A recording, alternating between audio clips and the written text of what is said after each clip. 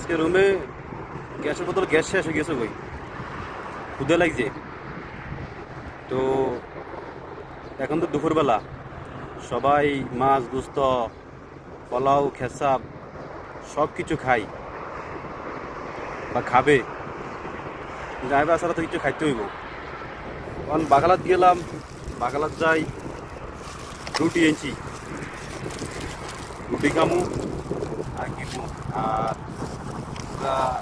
যদি এনেছি, এটাই, এটা দিয়ে আজকের দিন যাব। তারপরে যদি সুযোগ হয় তাহলে গ্যাস আনি রাত্রে, ইনশাল্লাহ খামু আরি, এখন শুকনো রুটি খামু আরি।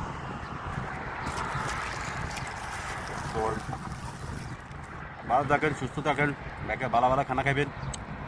আমি শুকনো রুটি যাবো আরি। ও বাবা পানি আছে, বুঝছেন নি?